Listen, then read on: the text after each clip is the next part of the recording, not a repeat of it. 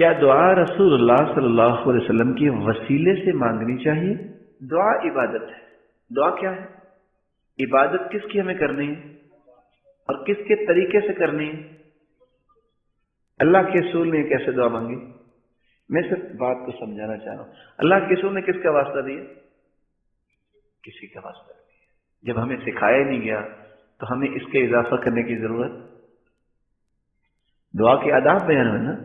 آپ سب سے پہلے باوضو ہوں، ادب یہ قبلہ رخو.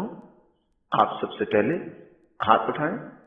چوتھی بات اللہ کی تعریف کریں، پھر درود پڑھیں، پھر پہلے اپنے لیے مانگیں، پھر یقین کر کے مانگیں، پھر آپ اس میں مبالغہ نہ کریں. کیا مطلب؟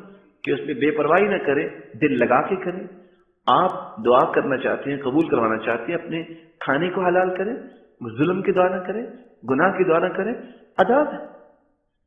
کسی حدیث میں یہ ادب نہیں آیا کہ آپ اللہ کے رسول کے واسطے سے دعا کریں.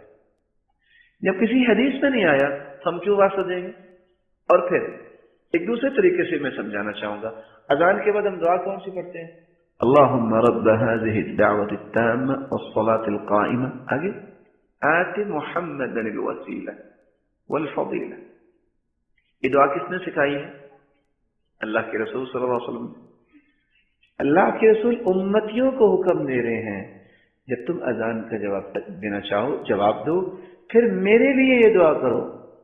کیا کرو؟ آت محمد الوسیلۃ والفضیلہ. اے اللہ اپنے محبوب کو کیا دے؟ الوسیلہ والفضیلہ. فضیلت بھی دے. وسیلہ کیا ہے؟ مقام محمود کا بلند مقام نصیب فرما. ہم دعا کرتے ہیں ہر اذان کے بعد، کرتے ہیں کہ نہیں کرتے؟